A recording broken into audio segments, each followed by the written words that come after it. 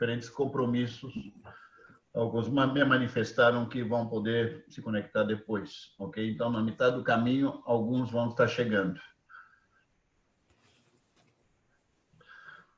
Queridos, vamos dar início à nossa sequência, não? Do estudo sobre 1 de João, como nós temos visto até agora.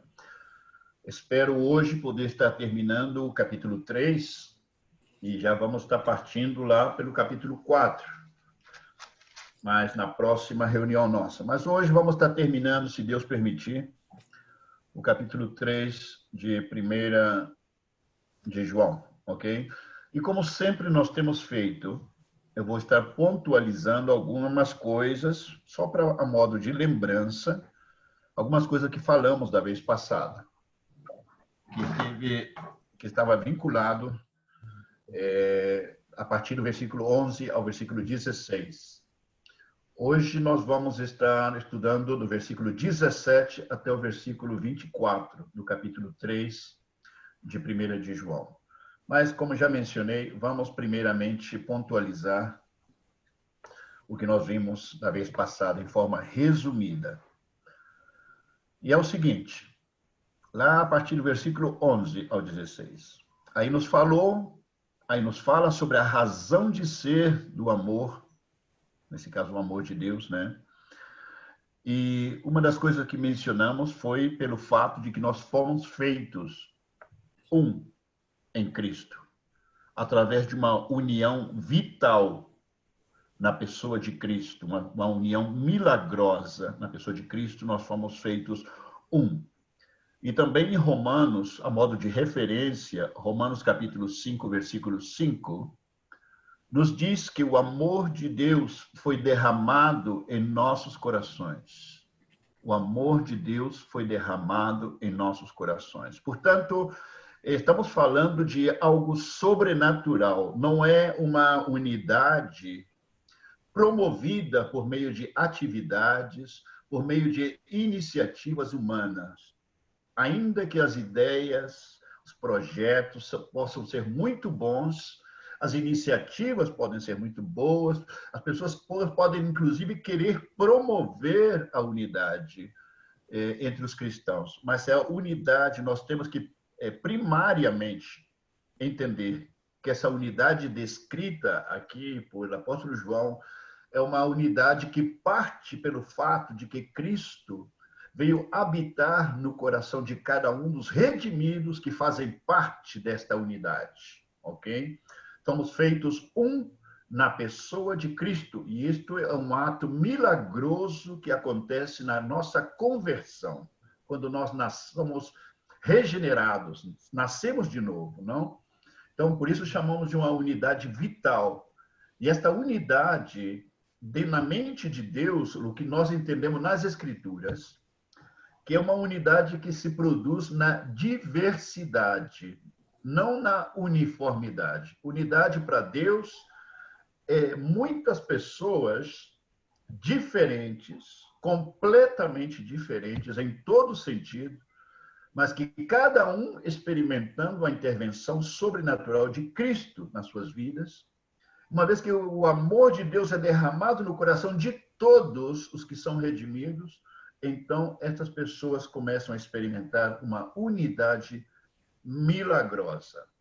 Mas é importante lembrar, para Deus só existe unidade na diversidade. Sempre seremos diferentes, mas unidos milagrosamente em Cristo Jesus. Esse é o primeiro ponto que nós falamos uma vez passada. Outro segundo ponto que mencionamos foi sobre, o texto nos falava de Caim. O Caim que matou o Abel, né? E faz uma menção muito interessante de que Caim, diz assim o texto, Caim que era do maligno, matou ao seu irmão Abel. E é interessante que nós fizemos uma leitura lá em Gênesis, não? Do que aconteceu lá quando tanto Caim como Abel fizeram uma oferenda a Deus. Cada um deles, o Caim fez uma oferenda desde o fruto da terra, e Abel fez uma oferta do sacrifício de um cordeiro para Deus, né? Mas é interessante que o texto lá em Gênesis nos falava de que Deus se agradou, olha bem, Deus se agradou de Abel e da sua oferta. Era necessário que Deus se agradara primeiramente do Abel antes que se agradasse da sua oferta. O texto nos fala isso. Também, da mesma forma, diz que Deus não se agradou de Caim. E como Deus não se agradou de Caim, tampouco se agradou da sua oferta. Isso é muito importante a gente lembrar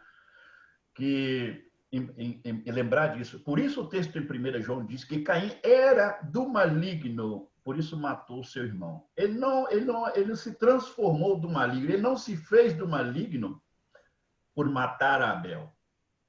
É todo o contrário. Ele matou Abel porque ele era do maligno. É que a palavra de Deus nos ensina. Então, qual o princípio que nós enfatizamos aí na semana passada? Foi que a procedência de qualquer ato, de qualquer oferenda, a procedência de qualquer movimento que façamos, na verdade, de onde parte, de que coração parte, determina o valor da oferenda. Se parte de um coração reto diante de Deus, a oferenda tem valor diante de Deus. Se parte de um coração mau diante de Deus, a oferenda, não importa como seja, ela não tem valor diante de Deus. Nós lembramos também, a modo de exemplo, de Mateus capítulo 5, versículo 23. Eu creio que é um texto muito conhecido de todos nós. Quando Jesus fala, quando você vai trazer a sua oferta diante do altar, e aí se lembra que o seu irmão tem algo contra ti. Disse Jesus, deixa ali a sua oferta e vai, busca o seu irmão e reconcilia com ele. E uma vez que você se reconcilia, então você pode voltar e seguir adiante, entregar a sua oferta. Porque aquela oferta não teria valor se tu não está em paz com o teu irmão. Aquela oferta não tinha valor. Então, temos que entender que esse é o princípio que Deus, na pessoa de Cristo, estabelece e deixa o exemplo para nós. É importante que a gente lembrar, porque constantemente nós entregamos ofertas a Deus, seja oferta de louvor, oferta de adoração, até a oferta em dinheiro, através de dízimos, ofertas, até isso conta. Depende do coração de quem está entregando. Se a vida da pessoa não está reta diante de Deus, nenhuma oferta tem valor para ele. É importantíssimo lembrar disso. Também, dentro do texto, nos adverte que nós não devemos nos impressionar com a rejeição das pessoas e do mundo quando nós estamos em Cristo, quando nós nos convertemos.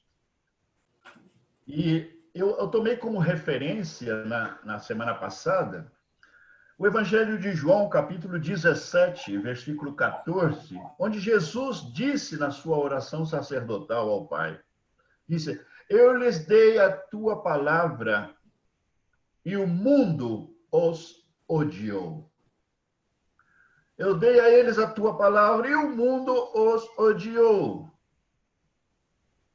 Jesus fala isso. Então, o que nós enfatizamos ali era que não devemos nos impressionar com a rejeição, o aborrecimento das pessoas que estão nas trevas quando nós nos convertemos. E, em base a isso também, enfatizamos que não existe amizade de um verdadeiro crente. Não existe verdadeira amizade, não existe comunhão, não existe uma relação saudável, sadia, verdadeiramente, de um redimido de Cristo com uma pessoa que está nas trevas. Eu espero que vocês se lembrem disso. O que nós falamos é que existe, sim, você tem companheiros, você tem colegas de trabalho, mas não amizade, porque Aos olhos de Deus, não existe amizade com o mundo. Não existe amizades com pessoas que são das trevas e são do mundo. Mas essas pessoas serão colegas seu de trabalho, colegas na faculdade. Essas pessoas serão talvez companheiro em algum projeto, em alguma atividade, mas não sócios, não amigos, porque aos olhos de Deus isso não existe. E lembrando também que houve uma forte advertência com respeito a fazer sociedade entre um verdadeiro cristão, querido, fazer sociedade, seja de negócios ou de qualquer outra coisa, com pessoas que estão no mundo, pessoas que estão nas trevas. Qual é o problema com isso? É questão de tempo para que os teus princípios como filho de Deus, é questão de tempo para que a tua ética, o teu caráter, a tua obediência a Deus seja confrontada com os interesses obscuros, interesses egoístas, interesses pecaminosos do teu sócio, porque ele não é cristão. E eu digo uma coisa, estamos falando de sociedade, por quê, queridos? O elemento mais poderoso inimigo de Deus, o ser mais poderoso inimigo de Deus é Mamon. É o amor ao dinheiro. O dinheiro é o principal inimigo de Cristo na vida de qualquer pessoa hoje. É o dinheiro. E a pessoa que está nas trevas, ele não tem escrúpulo. Ele não tem princípios para cumprir. Ele não tem nenhuma demanda, não se sente obrigado com a ética, nem com a moral, nem com nada. Mas nós, como cristãos, nos devemos primeiramente ao Senhor. Lamentavelmente existe. Eu tenho conhecido, em meu tempo que eu estou aqui no Brasil, vários casos de pessoas que são frequentadores de igreja, conhecidos como crentes, mas que não têm nenhum problema em estar associados com pessoas nas trevas. Um caso em particular, eu pessoalmente confrontei. E a pessoa falou, mas Paulo, por que temos que falar disso? Deixemos isso para lá. Porque eu falei com essa pessoa, o que é que você vai fazer frente a essa decisão que vocês estão tomando aqui? Onde estão os princípios de Deus? Estão aqui comprometidos aqui nesta situação. E você vai simplesmente deixar passar? Mas não podemos ser tão graves, não podemos ser tão problemáticos. Esse é o tipo de cristão que se associa com o mundo em nossos dias. E as igrejas estão cheias desse tipo de crente. Cheias. E não tem problema para mentir, esses. Não tem problema com engano, não tem problema com dinheiro sujo, não tem problemas com isso. Então, é um grande problema e uma grande realidade hoje na vida de muita gente que quer estar bem com o diabo e com Cristo ao mesmo tempo.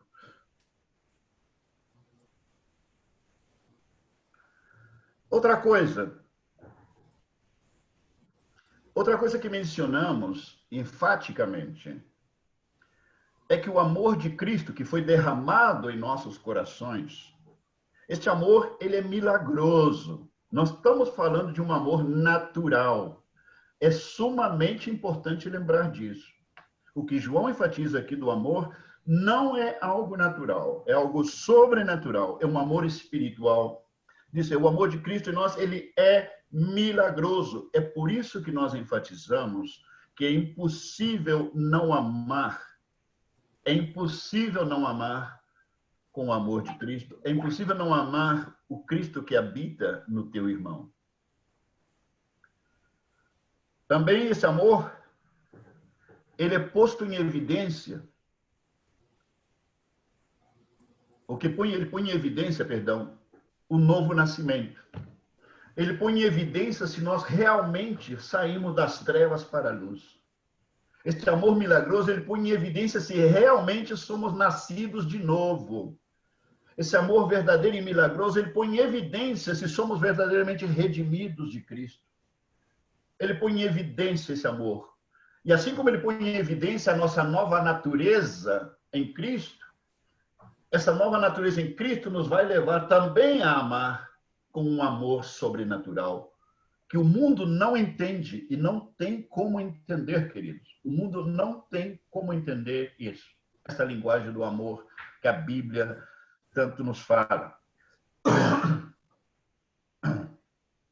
Outra coisa que também enfatizamos, que qualquer que odiar e aborrecer o irmão, ele é considerado um assassino.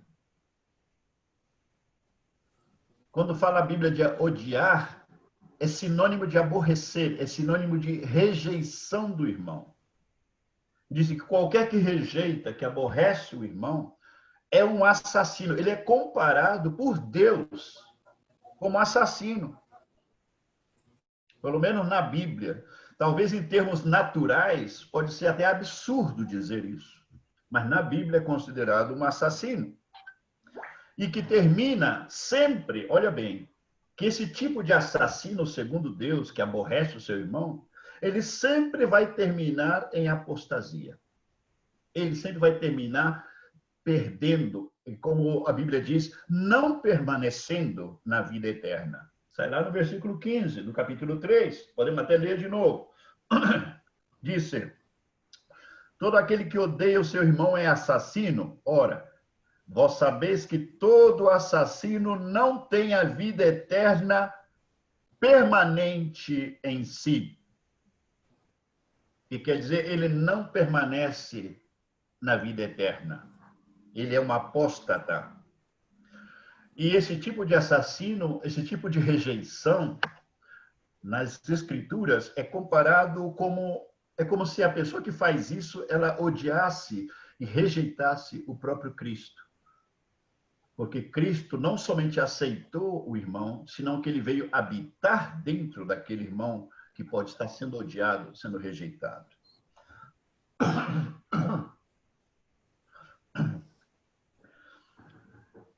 Outro ponto que falamos também foi que nisto conhecemos o amor. Dizendo, aqui está a evidência do amor. Está lá no versículo 16. Diz, nisto conhecemos o amor, que Cristo deu a sua vida por nós e devemos dar nossa vida pelos irmãos. Interessante, outra vez. Diz, aqui vamos evidenciar o verdadeiro amor. Aqui vamos evidenciar. Em que foi evidente o amor? É interessante que a primeira evidência do amor, segundo Deus, é que Cristo morreu no nosso lugar na cruz do Calvário. Essa é a primeira evidência do amor. Cristo morrendo na cruz no nosso lugar. E, queridos, se fala muito sobre o amor de Deus, falamos bastante, demos muitos exemplos na semana passada. E uma das coisas que eu tenho escutado de repente, dizendo que nós somos o amor de Deus. Queridos, nós não somos o amor de Deus. O amor de Deus é Cristo. Cristo é o amor de Deus. Porque Deus é amor. Nós não somos amor. Você não é amor. Eu não sou amor. Deus é amor. Cristo é o amor de Deus. Porque a diferença é que nós recebemos em nós aquilo que já lemos em Romanos 5:5. Que o amor de Deus foi derramado em nossos corações, que é a presença do próprio Cristo vindo a nossas vidas. E esse amor de Deus foi derramado dentro de nós, e este amor se nutre da fonte. E a fonte, queridos, onde esse amor foi manifestado, foi revelado a nós, foi na cruz do Calvário. Então, esse amor de Deus que pode estar em nós, ele se nutre da revelação do sacrifício de Cristo na cruz do Calvário. E diz que nós também devemos dar a vida por nossos irmãos. Entregar a vida por eles, que quer dizer ser bênção na vida das pessoas.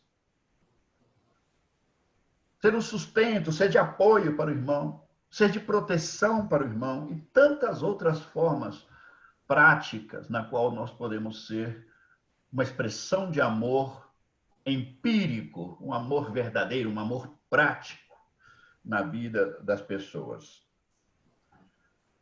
E enfatizando como ponto final nesta pontualização, queridos, é a revelação da cruz. Somente a revelação da cruz do Calvário traz verdadeiramente a revelação do amor de Deus. O amor de Deus somente se revela, ele começa a ser revelado de forma sobrenatural e impactando as nossas vidas através da revelação do sacrifício de Cristo na cruz do Calvário. Portanto, repito, estamos falando de um amor sobrenatural de Deus. Essa foi a pontualização do que nós falamos na vez passada. E agora vamos entrar a terminar, se Deus permitir, ainda no capítulo 3, do versículo 17 até o 24. Ok? No versículo 17 diz o seguinte: ora, aquele que possuir recursos deste mundo e vir a seu irmão padecer necessidade e fechar-lhe o seu coração, como pode permanecer nele o amor de Deus? Como pode permanecer nele o amor de Deus? Está falando de estar sensibilizado, o texto não está falando de estar sensibilizado ao ponto de que o nosso coração se dispõe a ser usados ou ser resposta de Deus para necessidades dos nossos irmãos. O texto está fazendo ênfase sobre isso. Não partimos lá no versículo 16, o último que nós falamos aqui. Curiosamente, o texto de capítulo 3, versículo 16, está falando que o amor é revelado em Cristo morrendo na cruz no nosso lugar. E é inevitável pensar no Evangelho de João, capítulo 3, versículo 16, com o texto tão conhecido, não? De tal maneira amou Deus ao mundo que deu seu Filho unigênito para que todo aquele que nele crê não pereça, mas tenha vida eterna. Curiosamente, parece um parafraseu, não, do mesmo texto, repetindo agora também no 3,16 de 1 de João. Isto. Então, nós damos a vida pelos irmãos. E diz que aqui está falando de necessidade prática. É interessante que, quando falamos de necessidade prática, o texto que mais a gente encontra relacionado com a provisão, a manifestação de uma ajuda prática aos irmãos, está muito vinculado ao que nós entendemos por compaixão. Compaixão. A compaixão é um tipo de empatia que a pessoa tem em forma muito sensível. A compaixão é uma empatia que a pessoa tem com a necessidade da outra pessoa. Ao ponto que essa pessoa, a empatia é tão forte, é um sentimento tão forte que a pessoa quer fazer alguma coisa para solucionar o problema. Essa é o que no Novo Testamento vemos, né, a figura da compaixão nesse caso. Lá em Mateus capítulo 14, versículo 14 também. Mateus 14, versículo 14. Vamos ver se encontramos aqui. Mateus 14.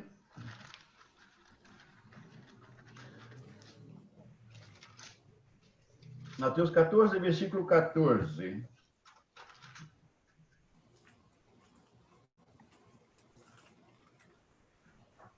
Diz o seguinte: desembarcando, viu Jesus uma grande multidão e compadeceu-se dela. Olha bem, compadeceu Jesus da multidão e curou os seus enfermos. atendeu a todos os enfermos que estavam ali naquela multidão. Então, aquele ato milagroso de cura, atendendo a enfermidade no corpo daquela pessoa, foi porque Jesus se compadeceu, que quer dizer, ele teve compaixão daquela multidão. Isso levou ele a fazer aquele ato de cura sobre os enfermos, né? Então, queridos, quando falamos de esse amor que está mencionado aqui no texto que vimos, esse amor nos leva a manifestar essa compaixão que se traduz num resultado prático. E esse resultado prático é nos desprender, é dar de nós mesmos, inclusive coisas materiais, para atender não a necessidade. Quando falamos que Cristo em nós, olha bem, Cristo em nós, ele é o amor de Deus. Se Cristo é em nós, nós podemos imaginar, queridos, se Cristo é em nós e o amor de Deus é em nós, não podemos imaginar que nós podemos ser mais generosos, mais sensíveis que o próprio Espírito de Cristo que está em nós. Nós não somos mais generosos que o próprio Deus que está dentro de nós. Não somos mais generosos, não somos mais sensíveis. Nós temos que entender que Deus, Cristo, o Espírito Santo, sempre será mais sensível que nós frente à necessidade das pessoas, ok? Então, é interessante que o texto diz que não devemos fechar o coração. Se o amor de Deus está em nós, disse, não devemos fechar o coração para os nossos irmãos. Um momentinho aqui que estou buscando novamente o texto. Aquele que possui recurso deste mundo e vir o seu irmão padecer necessidade e fechar-lhe o seu coração. Se realmente Cristo está em nós, queridos, nunca, jamais, o nosso coração estará fechado para as necessidades dos nossos irmãos. Mas presta atenção, eu estou falando dos irmãos. Estou falando dos irmãos. O nosso coração jamais estará fechado. O que significa isso na prática? Significa que nós sempre estaremos com o coração aberto para ser a resposta de Deus naquela necessidade. Isso que eu quero dizer, não fechar o coração. É dizer, Deus, eu estou disposto a ser usado. Eu estou disposto a me desprender para poder suprir aquela necessidade que o Senhor está falando ali. Ok? É interessante, aqui eu quero enfatizar duas coisas mais relacionadas com isso. Duas coisas. Eu espero que me entendam o que eu vou dizer, queridos. Hoje, eu creio que existe uma tremenda necessidade que a igreja cristã, a igreja redimida, a igreja de Cristo, especialmente nos nossos países, elas aprendam o que é atuar em misericórdia, que aprendam a atuar em atender às necessidades práticas das pessoas. Porque hoje existe um fenômeno acontecendo, e o Brasil aqui é muito forte, a igreja evangélica do Brasil é muito forte nisso que eu vou mencionar. E isso que eu vou mencionar não é necessariamente a coisa certa, não é aquilo que realmente deve ser feito. Mas a igreja evangélica do Brasil, ela é muito forte no que chamam ação social. Ela é muito forte na obra social. Agora, isso se apoia muito naqueles textos como vemos em Mateus capítulo 25, né? Mateus 25, Jesus fala assim, que eu tinha fome, você me deu de comer. Quando eu estava nu, você me deu para vestir. Eu estava preso, você me visitou. Então Jesus fala assim, quando você fizer qualquer dessas coisas, a um desses pequeninos, disse, a mim me fizeste. Então o que acontece? Que se baseiam nesse texto, ou nesse texto que acabo de mencionar, no capítulo 25 de Mateus, as igrejas se baseiam nesse texto hoje para poder fazer obra social espalhada pelo mundo afora, inclusive nas trevas. Então, por que estão fazendo isso? Porque tem uma visão social universalista. Em outras palavras, estão copiando exatamente a visão social da própria Igreja Católica. Porque para a Igreja Católica são todos filhos de Deus. São todos cristãos. E como são todos filhos de Deus, esses pequeninos, que está referindo em Mateus 25, para eles, é qualquer pessoa no mundo, qualquer pessoa que está nas trevas, qualquer filho do diabo também.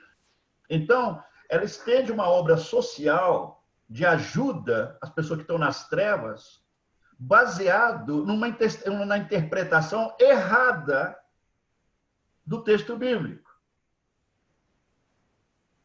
Eu peço que você me siga nisso que eu estou falando, para que você entenda melhor onde eu quero chegar com isso. O texto em Mateus 25, queridos, quando Jesus fala, quando fizeste qualquer destas coisas a um desses pequeninos, ele não está falando das pessoas nas trevas. Ele está falando dos seus discípulos. Está falando do povo dele, dos teus irmãos que estão na luz, dos teus irmãos que são redimidos. Esse texto precisa ser entendido corretamente. Esse texto não está falando para você ir e entregar alimentos, entregar ajuda para a pessoa que está nas trevas. Está dizendo para você atender e não fechar seu coração com os irmãos na fé. O texto, temos que entender isso.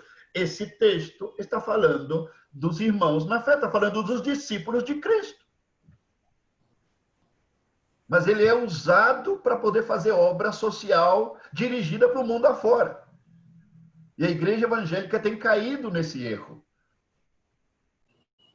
Agora, outra vez, quando falamos de obra social, eu quero aproveitar aqui e falar algo mais sobre isso, porque eu creio que é muito importante que nós entendamos qual é a visão bíblica da obra social. Porque, honestamente, até hoje, eu não encontrei ministério. Pode ser que sim exista, eu não conheço ainda, pode ser que eu ainda vou conhecer, mas até agora não encontrei nenhum ministério que esteja fazendo uma obra social do ponto de vista bíblico e sobre a base do próprio evangelho. Por que razão? Eu vou dar outro motivo por que isso está errado. Assim como a Igreja Católica crê que ajudar de comer para o pobre, dar de vestir para o pobre, fala que isso é pregar o evangelho. Eles comparam o evangelho a fazer obra social, fazer obra de caridade. Para eles, isso é o evangelho. Isso é um absurdo. Isso nunca foi o evangelho. Agora, o incrível que está acontecendo aqui no Brasil, está acontecendo, está se repetindo exatamente o mesmo erro. As igrejas evangélicas estão fazendo obra social e fazem com muita boa intenção, com muita dedicação, e estão falando que isso... Agora, o curioso que eu estou percebendo, eu estou falando do âmbito que eu conheço. O que eu estou percebendo que fazem obra social, mas eu estou vendo uma falta, uma ausência, assim, gritante do evangelho na própria igreja. Então, para mim, o erro cometido pela Igreja Católica está sendo repetido pela instituição da Igreja Evangélica. Exatamente o mesmo erro está sendo cometido. Com isso, queridos, com isso, eu quero ler um texto mais da Escritura, um texto mais. Lembrando, primeiramente, que Mateus, quando Jesus fala de dar um copo de água, dar de comer, dar de vestir, visitar o preso, visitar quando estava enfermo, está falando dos redimidos, não está falando do mundo. Mas vamos ler outro texto, onde também se estende esse mandato, não somente dentro da igreja, senão esse mandato se estende também para fora. Agora sim vai para fora. Agora sim essa ação vai alcançando as pessoas que estão nas trevas também. Isso está em Gálatas capítulo 6. Gálatas 6, do versículo 9 ao versículo 10. E esse texto, queridos, nos está dizendo, o apóstolo Paulo está dizendo à igreja da Galácia, que enquanto esteja no poder da gente fazer o bem, devemos fazer. Mas prioritariamente, disse, principalmente, especialmente aos domésticos da fé. Que quer dizer, os nossos irmãos na fé devem ser prioridade em toda obra de misericórdia, em toda dádiva, em todo tipo de apoio, em todo tipo de ajuda, deve ser no contexto prioritário da igreja, do corpo de Cristo. E uma vez que essa prioridade seja atendida, então podemos ir para fora e também estender ajuda àquelas pessoas que estão nas trevas, pessoas que estão com o mesmo tipo de ajuda, com alimentos, com vestir, a visitar enfermos, tudo isso também podemos estender ajuda para fora também. Mas, queridos, presta muito atenção, por favor. Onde está o problema de fazer isso corretamente? Porque, insisto e repito para vocês, até agora não tenho visto exemplo como tem que ser feito isso corretamente no contexto bíblico. Isso, primeiramente, se o evangelho não está presente nessa igreja, nenhuma obra social tem valor. É simplesmente catolicismo romano. Se o evangelho não está plasmando a vida daqueles irmãos que estão nessa iniciativa, se o evangelho não está presente na vida deles, nenhuma obra social tem valor espiritual, não tem valor eterno. O que quero dizer com isso? Que toda iniciativa social, toda iniciativa de caridade, de obras caritativas, ela tem que ser um fruto do evangelho na vida das pessoas que estão envolvidas. Primeiramente, o que legitima, aquilo que nós falamos faz um momento atrás, o que legitima aquela oferta, o que dá valor àquela oferta, é a procedência, é a origem, é o que dá valor àquela oferta. Lembre-se da oferta de Caim e de Abel. Se Deus não se agrada daquela pessoa, não importa o que ela faça, pode fazer tudo direitinho, não serve para Deus aquilo que está fazendo. E por isso nós temos que partir dessa base. Toda obra social tem que partir sobre a base, deve ser um fruto, deve ser gerado pelo evangelho na vida das pessoas que estão envolvidas. Se a obra social não parte sobre a base do evangelho, se ela não é gerada, se ela não é fruto do evangelho na vida das pessoas, aquela iniciativa não tem valor eterno, não tem valor espiritual, ela tem um valor temporal. Aquilo é uma esmola. Aquilo é uma esmola, aquilo não é a trabalho de misericórdia, não. Aquilo não é considerado realmente uma obra social.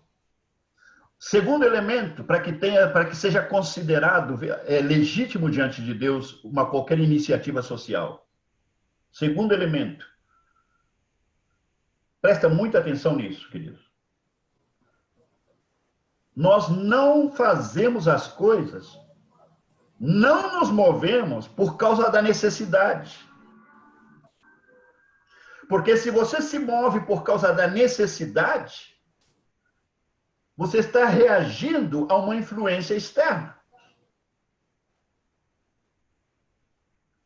Nós não atuamos baixo pressão das circunstâncias. Não agimos por necessidade, nem atuamos por causa da pressão da circunstância. Então você vai perguntar, então, quando e como atuamos, então? Já sabemos que tem que partir do Evangelho. Então, como devemos proceder? Queridos, lembremos o seguinte: o Espírito de Cristo está em nós. O amor de Deus foi derramado em nossos corações.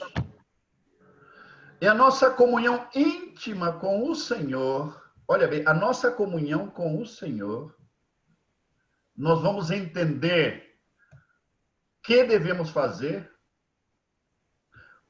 como devemos fazer, quando devemos fazer e com quem devemos fazer aquela iniciativa.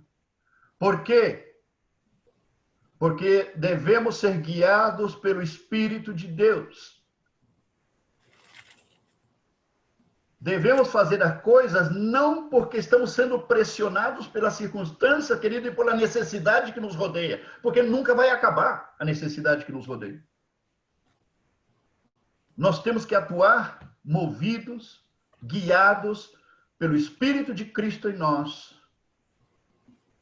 E não devemos estar preocupados se isso vai ser algo restrito. Não devemos estar preocupados se isso vai limitar a nossa ação. Devemos estar preocupados se nós pensamos que nós, na nossa carne, que sempre sofremos apelo na nossa carne de atuar impulsivamente diante da necessidade. Porque é tudo o que você e eu temos ouvido durante muito tempo, é isso. Não, meu irmão, se tem uma necessidade que você tem que fazer, você tem que atuar. Assim, eu pensei que Paulo tinha razão lá no capítulo 8, quando dizia, porque os que são guiados pelo Espírito de Deus, estes são filhos de Deus. Eu pensei que o apóstolo Paulo tinha razão quando ele disse que nós andamos pela fé, não pela vista. Eu pensei que o apóstolo Paulo tinha razão quando ele dizia que qualquer coisa que nós façamos, que se não é pela fé, tudo aquilo que não é de fé é pecado. Está entendendo o que eu estou falando, querido? O que quero dizer com isso? Pode ser tranquilo, porque o Espírito de Cristo, o amor de Deus e o Espírito de Cristo que está dentro de nós, o Deus que habita dentro, ele é muito mais generoso do que você e do que eu. Ele é muito mais sensível do que você e do que eu. O que realmente precisamos é estar sensíveis à voz do Espírito Santo, que está em nós. Para que atuemos em obediência e baixo a direção do Espírito. E não movidos na carne por pressão da carne. Eu espero que me entendam o que eu estou dizendo. Esses dois pontos que eu menciono para vocês, essas duas bases, está faltando hoje, na maioria, pelo menos, insisto, me perdoa a expressão, a maioria dos movimentos evangélicos que eu conheço, que estão envolvidos em trabalho social hoje, para mim, estão falhando nesses dois pontos que são cruciais para que fosse legitimado e bíblico qualquer iniciativa social. Primeiro, ser fruto do evangelho na vida das pessoas que estão envolvidas. E segundo, por guiança, o guia do Espírito Santo, por direção de Deus sobre a necessidade X e a necessidade Y. E não fazendo a coisa assim com a metralhadora, soltando para todos os lados, querendo o que estão fazendo. Queridos, aqui pelo menos no Brasil, nem a Igreja Católica, nem a Igreja Evangélica vai fazer melhor trabalho social que os espíritas. Os espíritas são os campeões e têm a medalha de ouro fazendo o trabalho social neste país. A Igreja Católica e a Igreja Evangélica jamais vão superar os espíritos. E se fazer obra social é pregar evangelho, querido, os espíritas são mais evangélicos que nós.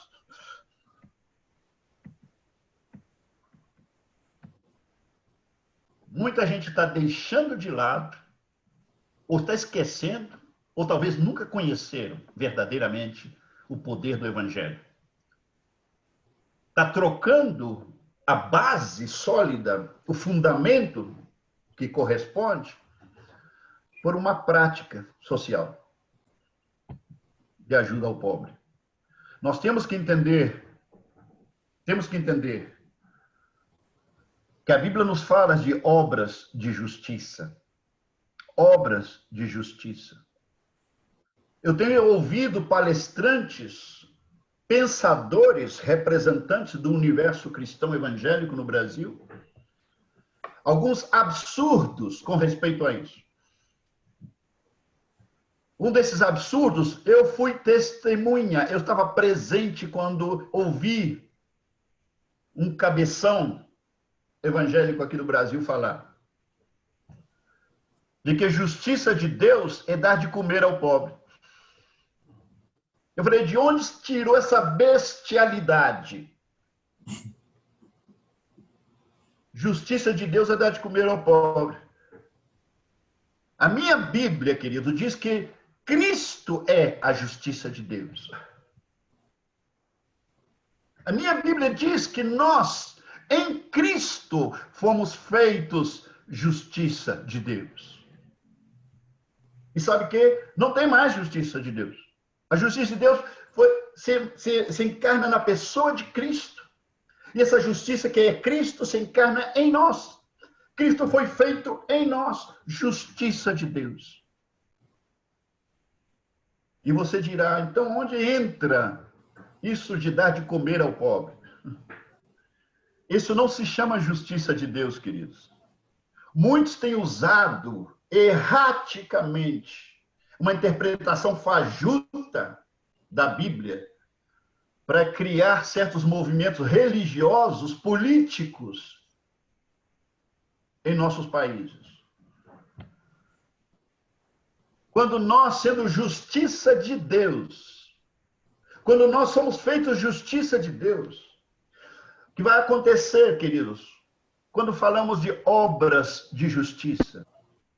Obra de justiça é quando você se torna justiça de Deus em Cristo e você começa a viver, atuar, proceder, comportar-se em forma justa, primeiramente na tua vida, viver uma vida ética, viver uma vida justa, viver uma vida reta. Esse é o primeiro fruto que chamamos de obras de justiça. O segundo fruto dessa justiça, queridos, é quando o Espírito Santo chega para você e fala, tá vendo aquela pessoa que está passando fome lá? Eu quero que você pega aqui, faz uma canasta familiar, uma cesta básica e leva para ele. Dá de comer a ele. Isso também é obra de justiça. Juntamente, mas a primeira manifestação de obra de justiça é o caráter de Cristo sendo forjado em nós. E que vai transformar a nossa conduta, o nosso comportamento, o nosso linguajar, a nossa forma de pensar e a nossa forma de fazer as coisas, alinhados no caráter de Deus, alinhados com a palavra de Deus. Por aí começam as obras de justiça, querido. E juntamente, eu estou repetindo, e juntamente nesse processo, o Espírito de Deus vai te mostrar de que maneira prática você deve ajudar a pessoa que está nas trevas, partindo primeiramente com os domésticos da fé, como já mencionamos. Primeiramente se parte com os irmãos no corpo de Cristo. E em segundo lugar, as pessoas que estão lá nas trevas. Mas por orientação e direção do Espírito Santo que está em nós. Eu espero que todos tenham me entendido. Porque se não atuamos dessa forma, isso que eu estou explicando para vocês, lamentavelmente, isso não tem sido compreendido, não tem sido praticado, pelo menos no entorno que eu tenho conhecido. Isso não se vive nesse entorno. Muita iniciativa de misericórdia parte por iniciativas humanas e pelas necessidades das pessoas. E não necessariamente por direção do Espírito Santo. E não necessariamente sobre a base do Evangelho. Queridos, até isso precisa ser um fruto milagroso. Até isso. Precisa ser fruto da obra milagrosa de Cristo nas nossas vidas. Porque se isto não é assim, queridos, pelo amor de Deus, eu peço que vocês pensem por um momento. Se isso não é assim, isso é fruto da carne. Lembre-se, a procedência, a origem dos teus atos, a origem e a procedência daquilo que você vai fazer, determina o valor espiritual daquilo. Este é um princípio bíblico, abrangente em todas as coisas. Dá para entender, queridos? Ok, muito bem.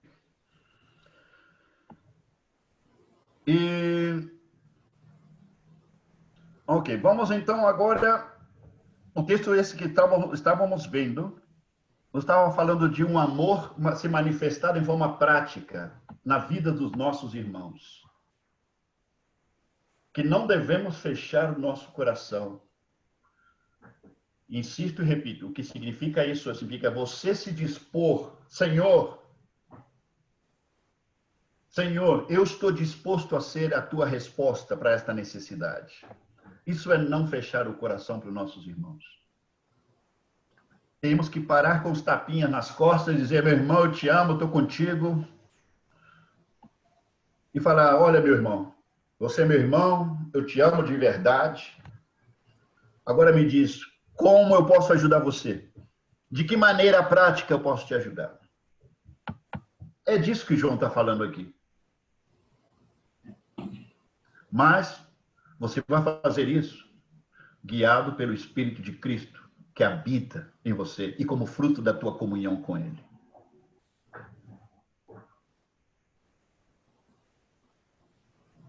Versículo 18.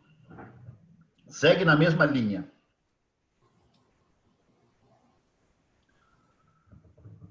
Filhinhos, não amemos de palavra, é o que eu acabei de falar.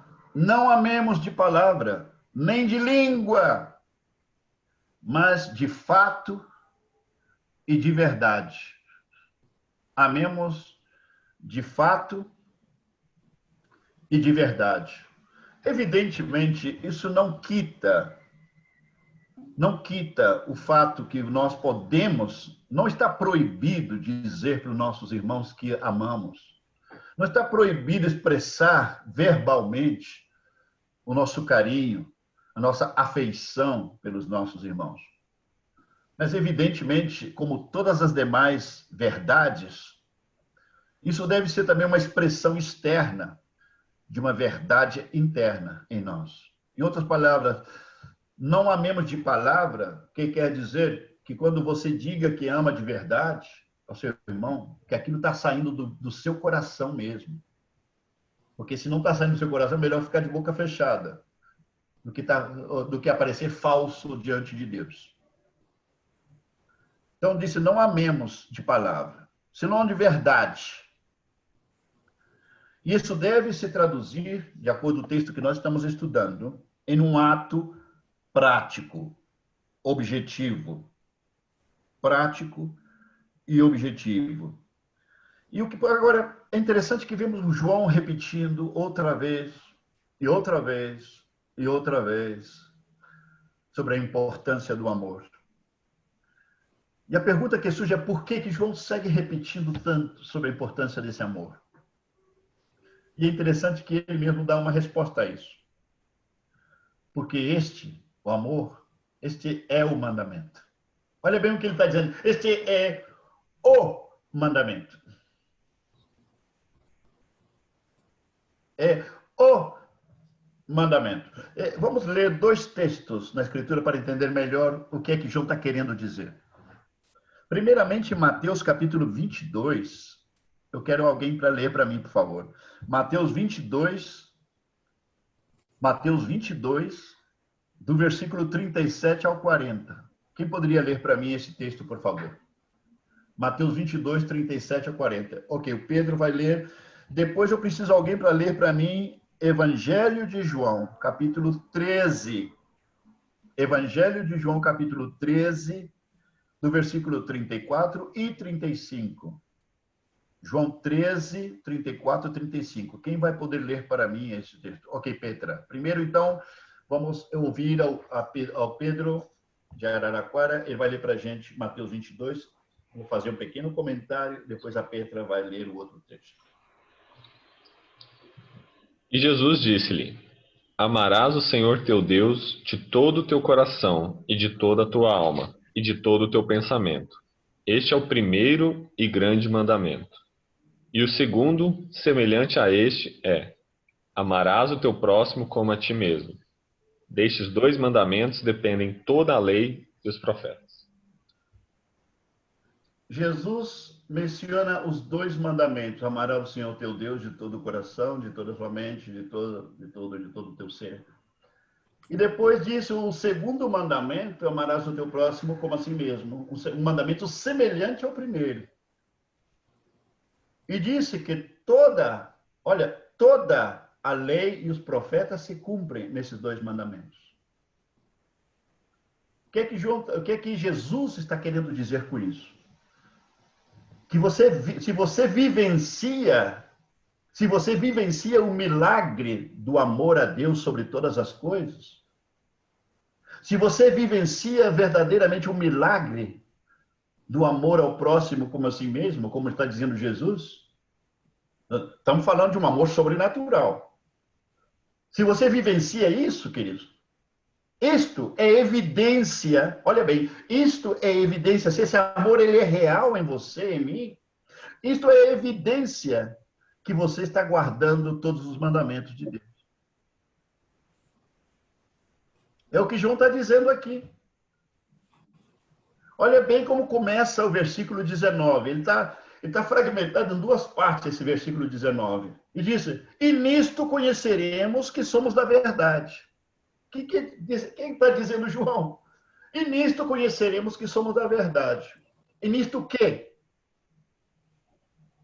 E nisto o quê? Em que não amamos de palavras, senão de fato e de verdade.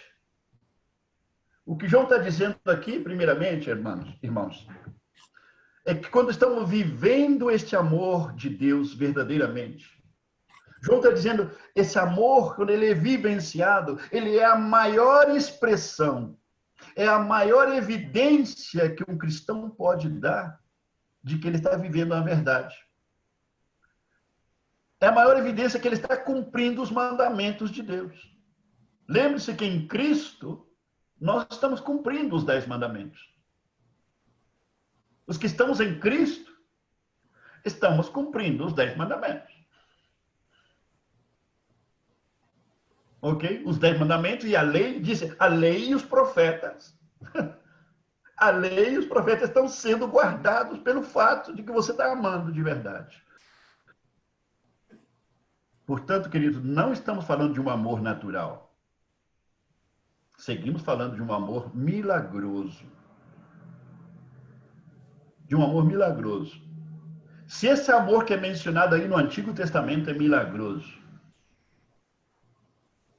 e ele é a evidência de que você guarda a lei e os profetas, como Jesus está mencionando.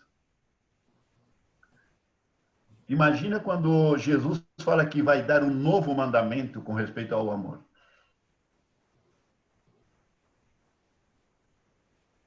Jesus disse, um novo mandamento os dou.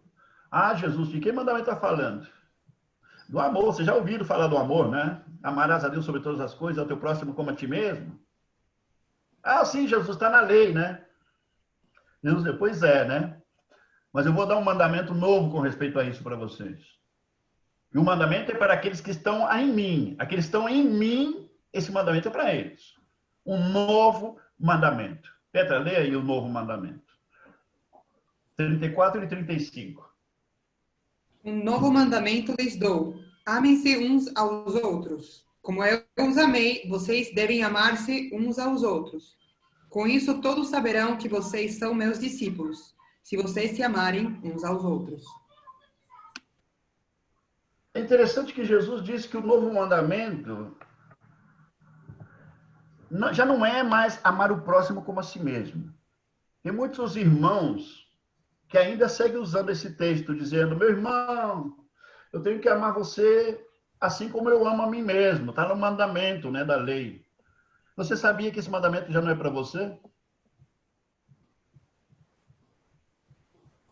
Esse mandamento já foi cumprido, já. Está sendo cumprido na sua vida, já. E Jesus veio e falou assim, sabe o quê? Eu vou dar um mandamento novo, que é infinitamente superior a esse que você está dando volta com ele aí.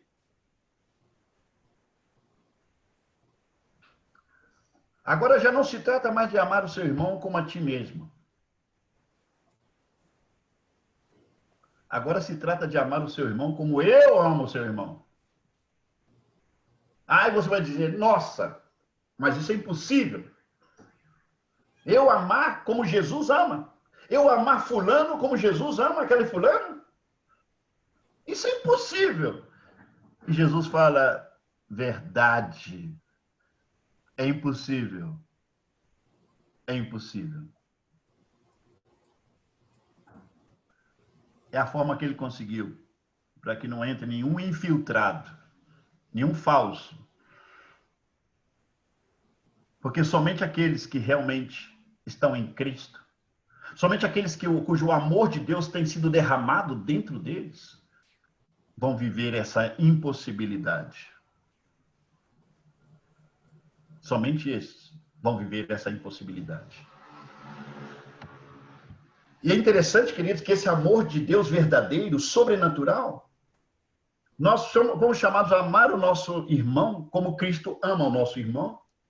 Algumas pessoas vêm me perguntando, e como eu tenho que amar a pessoa que não é meu irmão, aquele que está nas trevas? Olha bem. Essa pergunta se responde com outra pergunta. Como é que Deus ama a pessoa que está nas trevas? Como é que Cristo amou aquelas pessoas que estão nas trevas? Como é que Cristo amou os seus inimigos? Como é que Deus segue amando os inimigos dele no presente?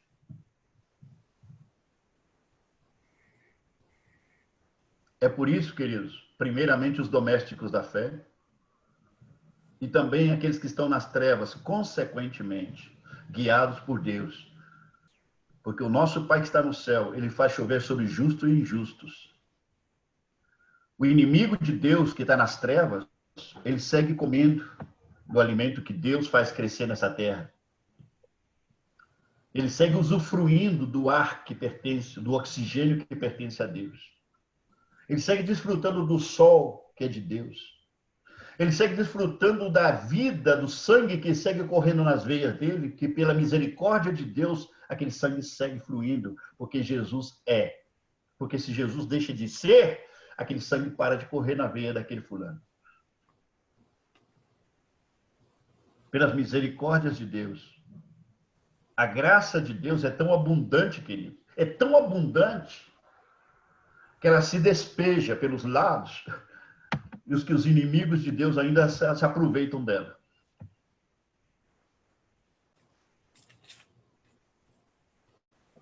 Assim devemos amar aqueles que estão nas trevas. E essa é a razão pela qual, ainda que priorizemos a obra social no seio da igreja, atendemos primeiramente os necessitados do corpo de Cristo. E também vamos atender os necessitados como segunda prioridade, aqueles que estão nas trevas. Foi o que Cristo fez. Ele curou muita gente que depois andava gritando: crucifica-o, crucifica-o. Muita gente que comeu do pão milagroso dele, da multiplicação dos pães, também estava ali gritando: crucifica-o, crucifica-o.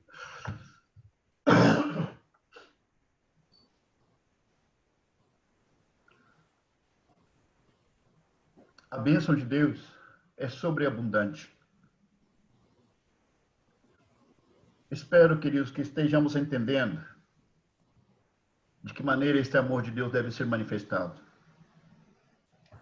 Como diz o versículo 19, e nisto conheceremos que somos da verdade. Nisto conheceremos que somos da verdade. Como? Quando amamos de verdade e em forma prática. Amamos de fato. Amamos de uma forma empírica, de forma prática. Estamos demonstrando na prática como é que nós amamos aos nossos irmãos.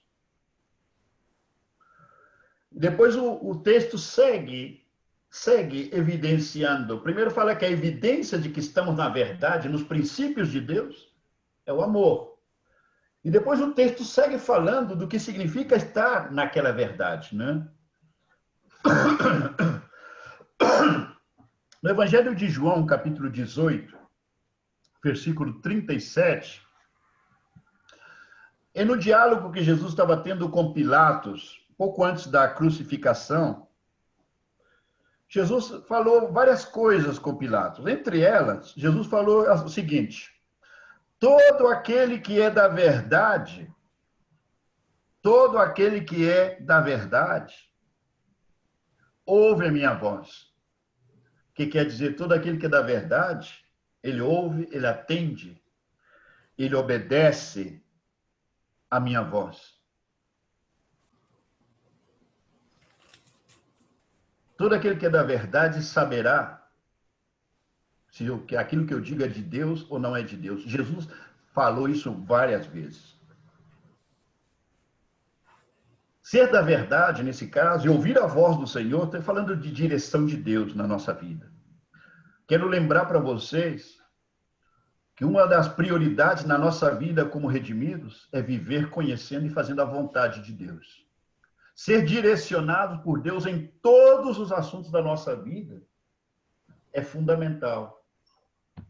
E para isso necessitamos ouvir a voz do Senhor, necessitamos ouvir a voz do Espírito, para que nós possamos permanecer na verdade. E a forma como essa permanência na verdade se vai evidenciar biblicamente, queridos, é na manifestação do amor de Deus para com os demais. Essas são as palavras do apóstolo João aqui. E devemos tomar muito em conta isso. Então, queridos, nós precisamos estar demonstrando uma tremenda disposição e uma determinação de dar crédito àquilo que Deus nos diz, porque isso evidencia que somos da verdade. E, consequentemente, o amor de Deus vai ser testemunha de que vivemos na verdade do Senhor. Versículo 21. Perdão, vamos ler o versículo 20 também. Primeiro diz: nisto conheceremos que somos da verdade, bem como perante Ele, perante Deus, tranquilizaremos o nosso coração. Pois se o nosso coração nos acusar, certamente Deus é maior do que o nosso coração e conhece todas as coisas. Amados, se o coração não nos acusar, temos confiança diante de Deus. Se o coração, se podemos trocar essa palavra coração pela consciência, que em realidade está falando da mesma coisa. O texto bíblico, quando fala do coração, está falando dos pensamentos, está falando da consciência ao mesmo tempo. Se a consciência nossa, se o coração nosso, que é redimido, não nos acusar, disse, nós temos confiança diante do Senhor. Por que é importante isso, meu irmão? Bom, a maioria de vocês, alguns dos que estão conectados agora, que são daqui de Uberlândia, e alguns de São Paulo também sabem, nós temos nossos períodos, nas terça-feiras, temos nossos períodos de intercessão. E uma das coisas que nós fazemos é nos preparar para esse momento de intercessão. De assegurar que os nossos corações estão limpos diante de Deus. Que nossos corações não existe pecado pendente. Que a nossa consciência está tranquila. Que estamos em paz na nossa comunhão com Deus. Precisamos estar em paz antes de começar a interceder, antes de começar a clamar a Deus. É por isso que esse texto está dizendo, se o nosso coração não nos acusa, nós temos confiança diante de Deus. Se a nossa consciência não nos acusa, nós temos confiança diante de Deus. Porque se existe pecado no nosso coração, na hora de estar orando e pedindo a Deus qualquer coisa, queridos, aí temos um problema. O pecado sempre vai ser um obstáculo, vai ser um empecilho na nossa oração. O pecado sempre será um obstáculo, qualquer coisa que nós estejamos falando e pedindo a Deus em oração. Especialmente, estou repetindo, especialmente quando intercedemos, porque estamos nos colocando na brecha entre Deus e alguma necessidade. Estamos praticamente intermediando, através do clamor nosso, cumprindo uma função sacerdotal. E lembremos disso. Aqueles que cumpriam a função sacerdotal no Antigo Testamento, não se lhes admitia nem sequer um pecado para entrar no lugar santo. Muito menos ao sumo sacerdote para entrar no lugar santíssimo. Em outras palavras, para acessar a presença de Deus, para poder queimar os incensos, como os sacerdotes faziam no lugar santo. Lembrando que o incenso representava as orações do povo de Deus. Todo sacerdote, para apresentar o incenso, queimar incenso a Deus, lá no tabernáculo, ele tinha que se assegurar de entrar sem nenhum pecado naquele lugar. Porque, de acordo com os desenhos de Deus, o pecado sempre vai ser um impedimento para uma oração, para ser aceita diante de Deus. O sumo sacerdote podia pagar com a vida dele, se ele entrasse no lugar santíssimo com um pecado. Um pecado. Ele morria instantaneamente. O princípio de Deus nunca mudou. Nunca mudou.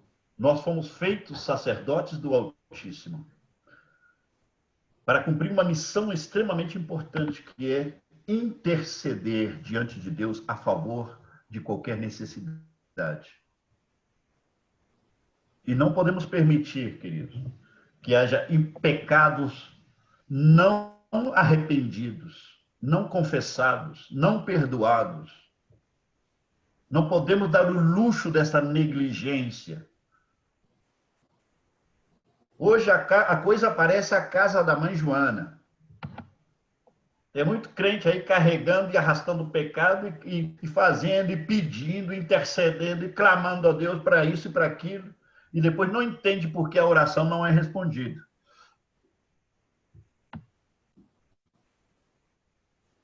Porque para a maioria dos crentes é normal viver em pecado. Já falamos disso no estudo sobre Romanos. Para a maioria é normal. Lembra, não? Somos todos pecadores. E crê que pode estar orando. E crê que aquilo não vai ser um problema. Nós vemos, sabe, está na Bíblia, Deus falando que vossos pecados fazem obstrução entre você e o seu Deus, para que Ele atenda às suas orações. Então, nós precisamos estar com nossas consciências tranquilas disso. Por isso o texto está dizendo isso. Nós que andamos e vivemos na verdade, nós que somos da verdade, disse,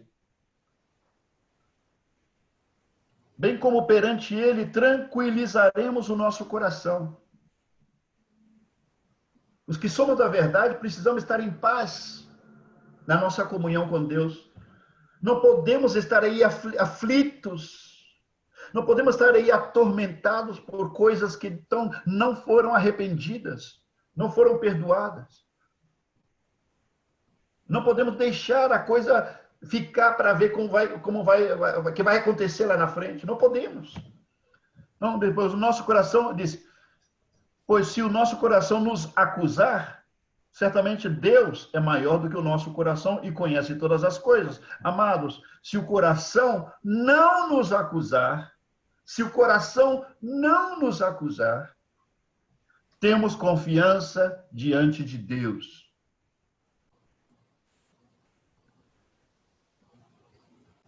Devemos estar com nossos corações puros, consciências tranquilas, em paz. Se havia pecado, está perdoado, arrependido, está solucionado, está resolvido com o Senhor. Temos uma responsabilidade de nos manter assim. Isso. E se isto é assim, olha bem, se isto é assim, significa que as nossas orações, querida, as nossas orações serão ouvidas. O que quer dizer que nossas orações serão ouvidas? Presta muita atenção nisso. Significa que Deus vai tomar em conta a nossa oração. Mas o problema, que você talvez não entende, é o seguinte. Você vai entender por que muitas orações suas não são ouvidas. Ok? Por que você não vê resposta às suas orações? Não quer dizer que Deus não ouviu, não. Você disse, não, mas eu estou bem no meu coração, está tudo certo, eu estou resolvido com o Senhor. Ok, então você pode orar que ele vai prestar atenção na sua oração.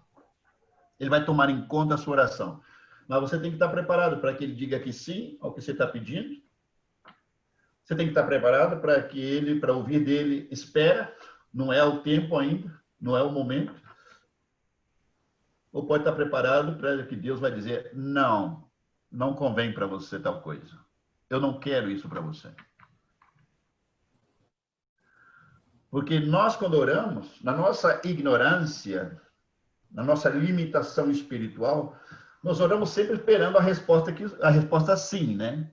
Nunca estamos preparados para ouvir o não de Deus.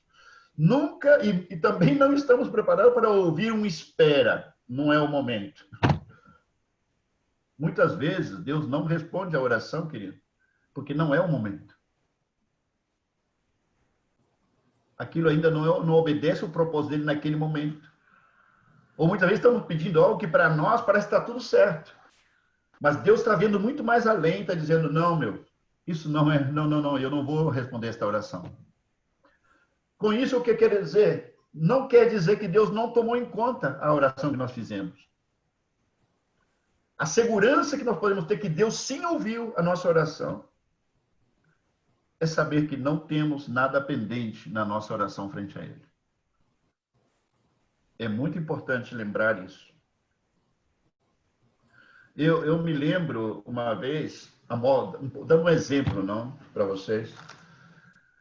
Eu me lembro, há uns anos atrás, ainda missionando no Chile, tinha um caso numa família que tinha uma adolescente, estava gravemente enferma em cama, e me chamaram para orar por essa adolescente. Ela estava agonizando com muitas dores, essa menina. E eu me lembro que me ajoelhei ao lado da cama e orei desesperadamente para que Deus atendesse essa menina. Terminei de orar, as dores da menina aumentaram. Ela começou a gemer muito mais forte, gritar muito mais, começou a sofrer muito mais. E chegou de manhãzinha, bem cedo, de uma forma inexplicável, esta menina se levantou da cama completamente curada.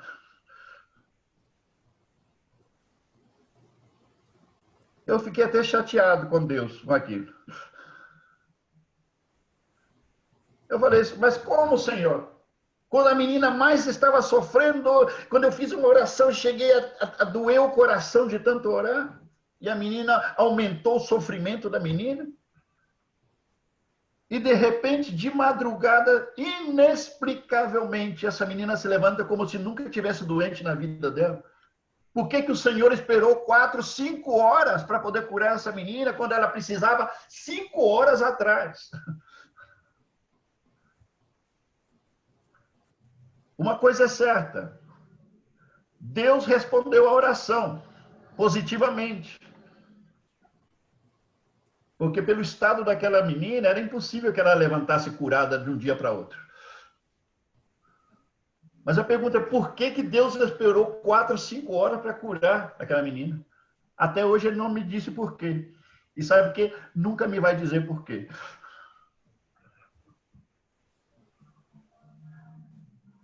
Os tempos não são nossos. Deus, ele vê muito mais além de nós. O porquê das coisas. Ele tem muito mais elementos de juízo para poder tomar as decisões que ele toma, que nós não alcançamos a ver na nossa temporalidade. Nós precisamos crer e confiar de que Deus sabe o que faz. Devemos confiar no caráter de Deus, que é perfeito e reto e justo, que ele fará a coisa correta. E a coisa correta, queridos, não é aquilo que você e eu cremos que é o correto. A coisa verdadeira não é aquilo que você e eu pensamos que é o verdadeiro. O que deve ser feito não é aquilo que você e eu achamos que tem que ser feito. Muitas vezes, não é.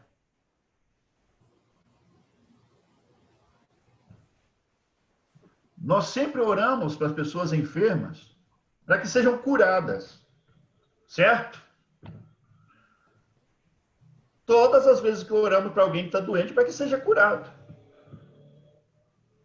Porque não passa pela nossa cabeça, não passa, que Deus quer levar aquela pessoa. Nós ficamos até bravos se Deus levar a pessoa. Ficamos chateados, né? Porque Deus não respondeu a nossa oração. Oramos para que fosse curado de Deus. Aquela pessoa morreu. Oi, queridos, todos vamos partir dessa vida. Ou vamos seguir orando para que ninguém morra nesse planeta, mas temos uma visão errada das coisas. Temos uma visão errada dessas coisas. Todos terão que partir. E a maioria vai partir doente. De uma doença que Deus não vai curar. Porque chegou a hora que Deus quer levar essa pessoa.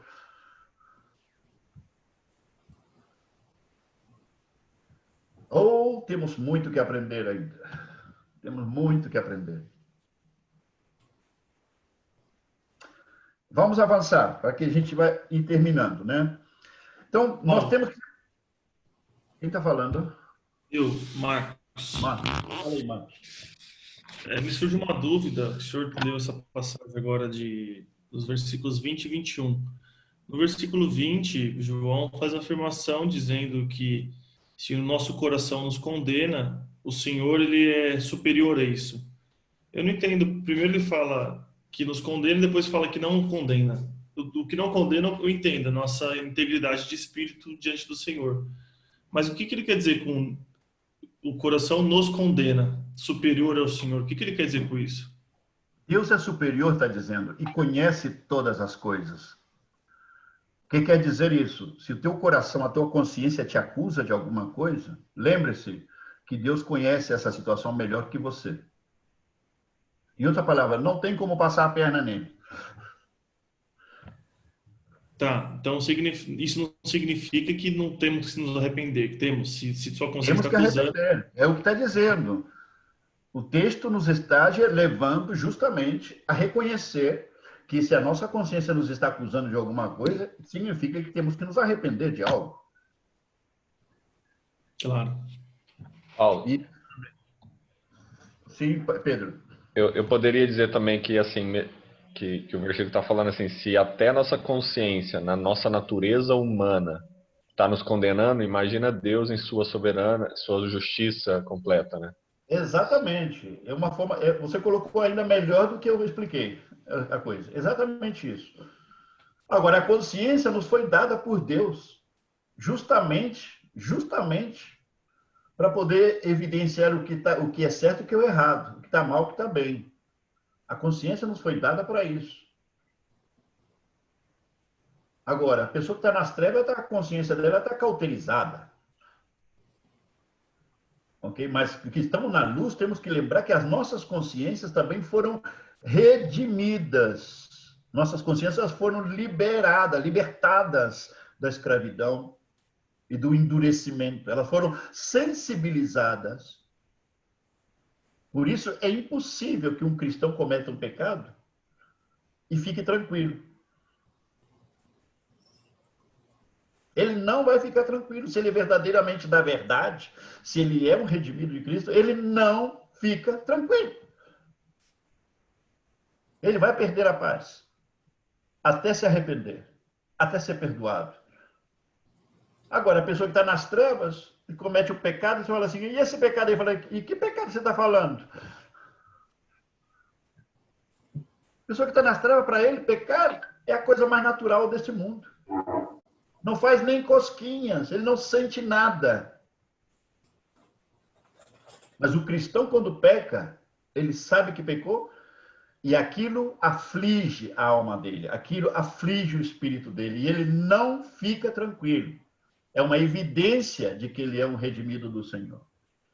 Porque se um cristão peca e não sente nada, queridos, esse nunca se converteu, esse segue nas trevas.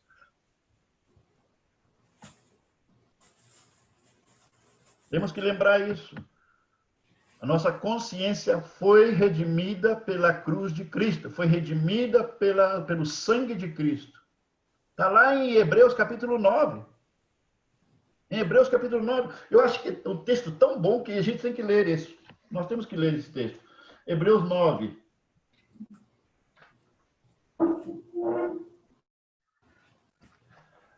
Hebreus 9.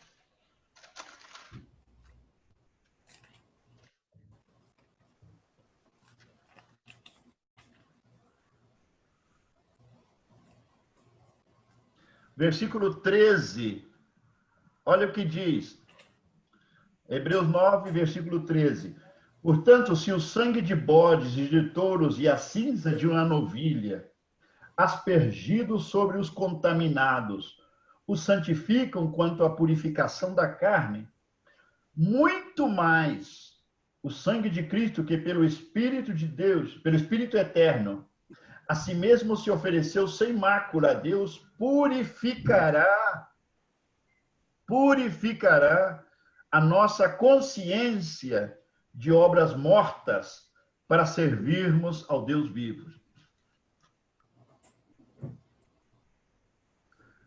Purificará nossas consciências de obras mortas para servirmos ao Deus vivo. As consciências de um redimido, querido, ela se torna sensível na regeneração, no novo nascimento.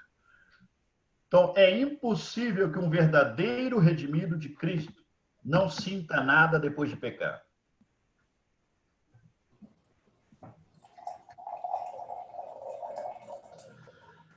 Então, disse, se o coração não nos acusar, nós temos confiança diante dele. O que quer dizer? Você está livre no teu espírito, você está descansado no teu espírito e pode orar em confiança, sabendo que você está cumprindo uma função sacerdotal e a sua oração está chegando, tem acesso ao trono da graça de Deus.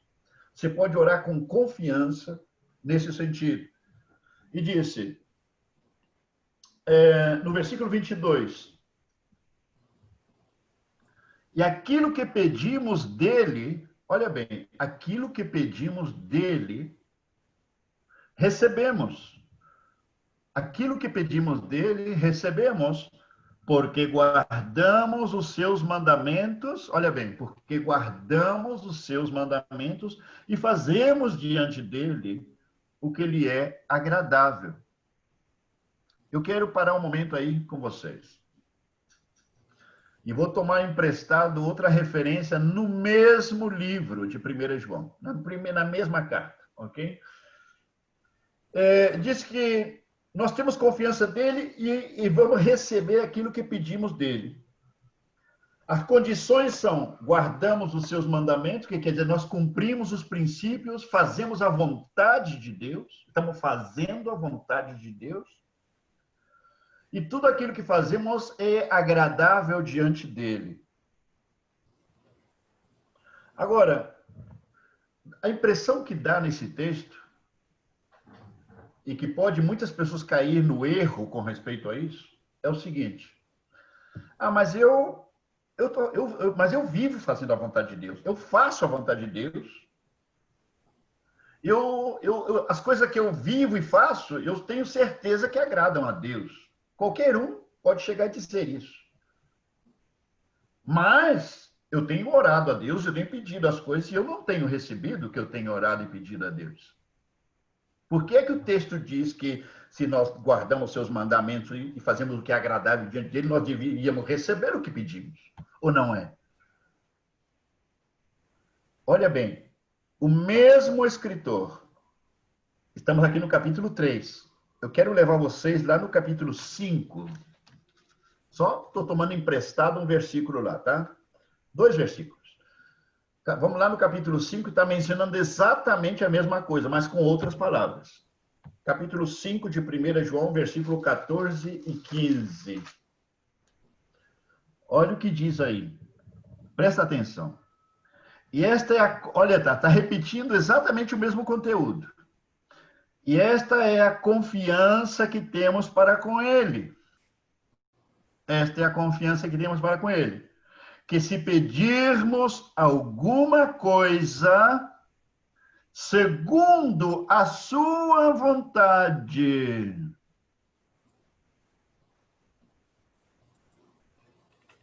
se pedirmos alguma coisa segundo a sua vontade, ele nos ouve.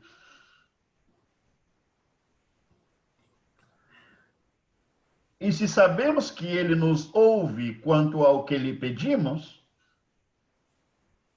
estamos certos de que obtemos os pedidos que lhe temos feito.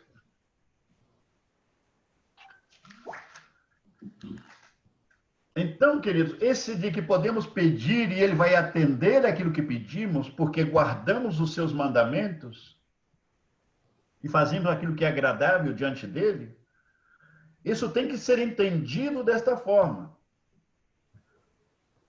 Que quando você ora algo que está dentro do propósito, você está orando e pedindo algo que Deus já decidiu que quer entregar para você. Em outras palavras, você está orando e pedindo segundo a vontade de Deus. Se na sua oração você está pedindo algo que ele já tem planejado entregar para você, ele vai atender, evidentemente. É aquilo que eu expliquei para vocês faz um momento. Nós não devemos parar de orar, mas haverá momentos que ele vai dizer: espera, não é o tempo. E haverá momentos que ele vai dizer: não, eu não quero isso para você.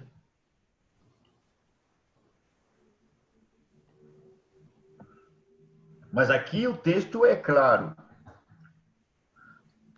Contextualizando, porque está repetindo exatamente o mesmo texto, querido. Só que aqui tem agregado um elemento novo. Aquilo que você está pedindo é segundo a vontade de Deus. Quando você está orando algo, você sabe que é a vontade de Deus aquilo que você está orando. Queridos, não há nada que possa impedir você de receber a resposta da tua oração. Mas para você saber que aquilo é vontade de Deus, você tem que estar vivendo na verdade. Aquilo que eu sempre repito. O todo do homem, o todo do crente, é viver em comunhão íntima com o Senhor. Porque ali ele saberá tudo o que precisa saber. Ali ele vai entender tudo o que precisa entender. Ali ele vai saber tudo o que precisa fazer. por causa da comunhão íntima no Espírito de Cristo. Esse é o lugar, esse é o nosso lar, essa é a nossa habitação permanente. A isto fomos chamados. Quando Cristo, quando Deus insta, ele é insistente nisso com a gente. Aqueles que conhecem a Ele, que são conhecidos dEle, que permanecem nele. Por isso Jesus fala, aquele que permanece em mim, este levará muito fruto. Este manifestará muito fruto. Mas permanecei em mim, porque separados de mim, nada podeis fazer. Esse permanecer implica morar em Cristo. Significa viver Cristo, habitar Cristo, comunhão íntima com Cristo. Isso é todo, isso é o tudo na vida do cristão. Praticamente todos os problemas que o cristão enfrenta é por não estar vivendo essa comunhão íntima. É por ser negligente nessa comunhão. Por ser indolente, indiferente, deixar-se atrair por outras coisas, outras prioridades, que é permanecer no Senhor em todo o tempo. O homem e a mulher que permanecem em Cristo em todo o tempo, queridos, é uma pessoa que caminhará segura, caminhará convicto no Espírito, sabendo quem é, sabendo para onde está indo, sabendo por que fala o que fala e sabendo por que faz o que faz. Não porque seja super espiritual, porque nenhum ser humano jamais será suficientemente maduro para viver essa vida em segurança tal, com tal convicção por si mesmo. Não, é a relação, é a comunhão íntima com Deus que nos leva a viver esse tipo de vida. É tão simples como estão ouvindo isso. Tão simples como isso. E claro, o nosso coração deve permanecer inclinados o tempo todo, se somos da verdade, inclinados para fazer a vontade de Deus. Versículo 23. Ora, o seu mandamento é este. Olha bem, o seu mandamento é este: que creiamos em o nome do seu Filho Jesus Cristo e nos amemos uns aos outros, segundo o mandamento que nos ordenou. Não podemos ler isso de forma superficial. Temos que entender o conteúdo dessa carta. Qual é o elemento enfático dessa carta? Qual é o tema central dessa carta? Está incluído nesse texto aqui. O tema central dessa carta é Jesus Cristo. É Deus, é o Filho de Deus encarnado. E que isso não pode ser conhecido somente intelectualmente. Isso tem que ser conhecido por revelação do Espírito. A revelação de quem é o Cristo de Deus e quem é o Jesus de Nazaré, o filho de Maria e de José. Esse conhecimento da sua natureza divina e a sua natureza humana precisa vir por revelação do Espírito, porque quando ela vem por revelação do Espírito, você tem o fundamento de todo o Evangelho.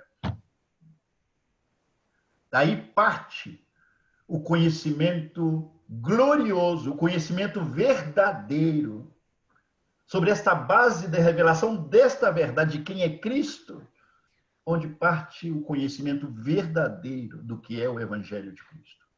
Sem esta revelação, não existe Evangelho. É por isso que Jesus falou com Pedro, lá em Mateus 16. Pedro, quem dizem vocês que eu sou? E Pedro falou, tu és o Filho do Deus vivo. Mateus estava falando, Senhor leva anos aqui com a gente, né? Suando debaixo desse sol escaldante aqui da Palestina. Dormimos no mesmo quarto. Andamos com as sandálias empoeiradas juntos. Comemos juntos. Conversamos juntos. O Senhor veste roupas iguaizinhas à nossa.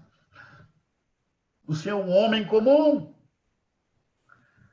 Mas o Senhor, que esse homem tão parecido a nós, o Senhor é o Deus Todo-Poderoso, Criador dos céus e da terra, o Logos Todo-Poderoso, Senhor do céu, da terra e sobre todo o inferno.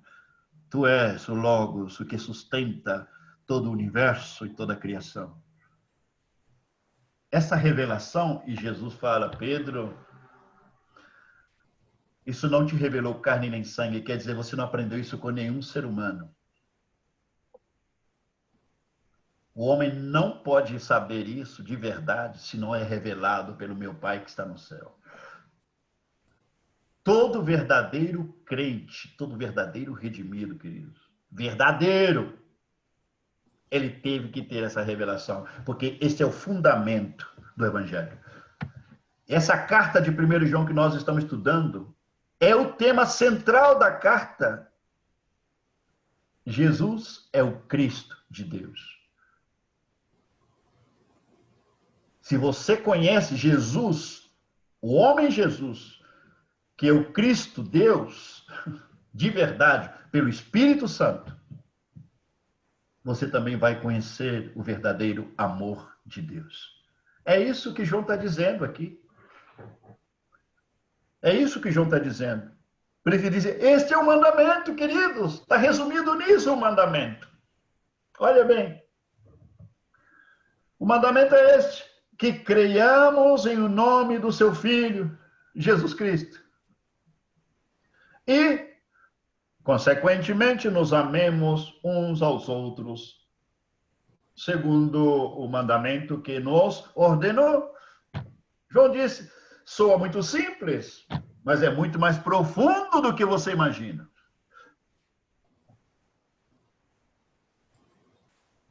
E o versículo 24. E aquele que guarda os seus mandamentos permanece em Deus. E Deus nele. E nisto conhecemos que ele permanece em nós, pelo Espírito que nos deu. O Espírito Santo, como diz a Escritura, são as aras do Espírito, ou a garantia, o selo que Deus, na pessoa de Cristo, deixou em nós, como selo de propriedade de Deus. O selo, a marca de Cristo está em nós, esperando o dia da redenção dos nossos corpos, quando ele venha buscar. E ele vai buscar somente aqueles que têm o selo dele. Ele vem buscar aqueles que têm a marca dele, que é o Espírito Santo que nos foi dado. É muito importante lembrar isso. O que guarda os mandamentos permanece nele. E a evidência é a evidência da sua presença, queridos, em nós. É a evidência da sua presença em nós. Alguém pode ler para mim três textos, por favor? Se pode ser 3 pessoas diferentes, melhor. E com isso vamos terminar por hoje. Evangelho de João, capítulo 14, como referência. João 14, versículo 21 e versículo 23. João 14, versículo 21 e versículo 23. Quem pode ler para mim isso? Pedro. Também vamos ler Romanos, capítulo 8. Romanos 8, versículo 9 E versículo 14, Romanos 8, versículo 9 e versículo 14. Quem pode ler esse outro texto? Ok, Ana. Ok, Pedro e Ana vão ler para nós, prestem muita atenção e com isso vamos a concluir o capítulo 3 de 1 João esta noite. João 14, 21. Aquele que tem os meus mandamentos e os guarda, esse é o que me ama. E aquele que me ama será amado de meu Pai, e eu o amarei, e me manifestarei a ele. Disse-lhe Judas, não Iscariotes, Senhor... É 21 e 23. E 23. Jesus respondeu e disse-lhe, se alguém me ama, guardará a minha palavra, e meu Pai o amará, e viveremos para ele e faremos nele morada. Aquele que guarda os meus mandamentos, se alguém me ama, guardará os meus mandamentos, guardará a minha palavra. Aqueles que guardam meus mandamentos, esses são os que me amam, disse Jesus. É uma questão de consequência. Não se pode falar que amamos a Deus se não vivemos na sua vontade. Não podemos falar que amamos a Cristo se não estamos vivendo a vida de Cristo. Se não estamos comprometidos nos mandamentos dele, naquilo que foi revelado e manifestado, encarnado em nós. Se não somos consequentes com aquilo que dizemos crer. Então, não tem como ludibriar, não tem como enganar a Cristo nisso. Evidência do amor para Deus é guardar os seus mandamentos. E se guardamos seus mandamentos, estamos no amor de Deus. E como já temos visto, e se estamos no amor de Deus, esse amor se vai manifestar também para com os nossos irmãos e para com aqueles que nos rodeiam. Romanos 8, versículo 9 e versículo 14. Vós, porém, não estáis na carne, mas no Espírito, se de fato o Espírito de Deus habita em vós. E se alguém não tem o Espírito de Cristo, esse tal não é dele. Se é que o Espírito de Deus está em vós. Porque se alguém não tem o Espírito de Cristo, esse tal não é dele. Gente, é sério. Ou você tem a marca de Cristo, ou você não tem a marca. Se você não tem a marca, você não irá com ele. Ele só vem buscar aqueles que têm a marca dele. Ok? Versículo 14. Ana, por favor. Pois todos os que são guiados pelo Espírito de Deus são filhos de Deus. Os que são guiados pelo Espírito de Deus, estes são filhos de Deus. Gente, não tem outra coisa. E para que estejamos no Espírito de Cristo, se dizemos que temos o Espírito de Cristo, é inevitável que tenhamos comunhão íntima. E se temos comunhão íntima com o Espírito dele em nós, é inevitável ser guiados pelo Espírito de Deus. E disse que isso é a evidência de que somos filhos de Deus. Esta é a evidência. E podemos dizer também, para amarrar esse texto de hoje, que é a evidência de que somos da verdade. E também será a evidência de que amamos a Deus e amamos aos nossos irmãos. E amamos também aquele que não é irmão.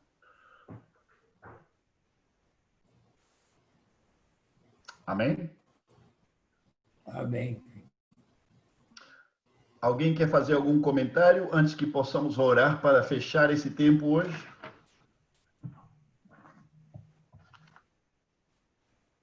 Fernando, eu queria só dar um testemunho de uma conversa que eu tive com um religioso. Não posso chamar de irmão, porque eu não vi nada nele que pudesse ser considerado. Então, ele me falou que sobre os sistemas religiosos inventaram muitas coisas. Então ele falou assim, o que a Bíblia não condena, nós podemos fazer. Ele falou assim, mas nós não podemos fazer nada que Deus não mandou fazer. O que ele mandou, nós temos que fazer. O que ele não mandou, se nós fazer, nós estamos em desobediência à palavra de Deus.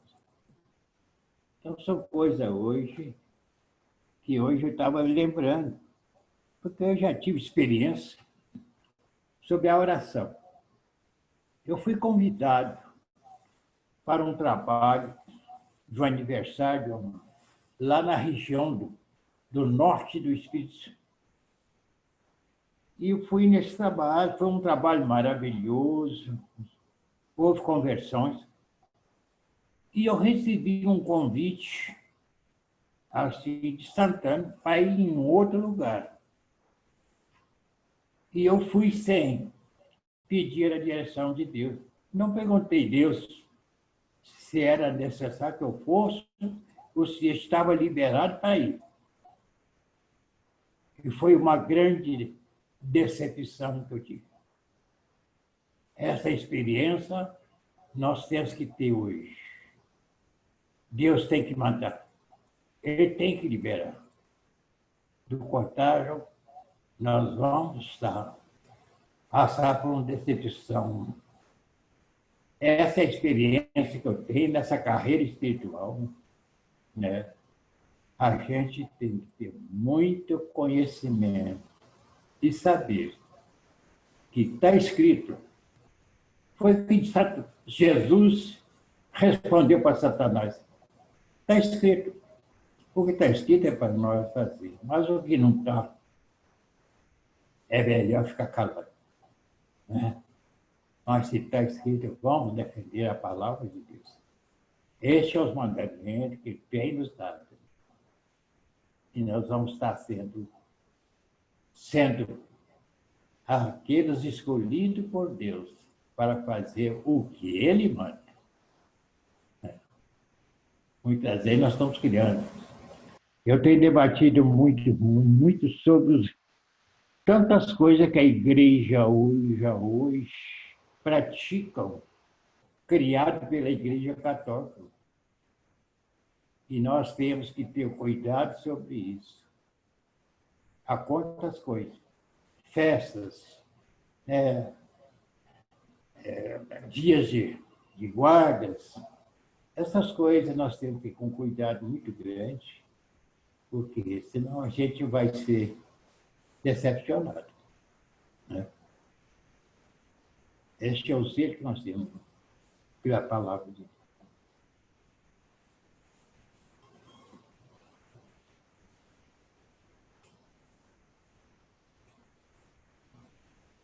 Tá no mudo, pai. Paulo, você está no mundo. Alguém mais quer comentar?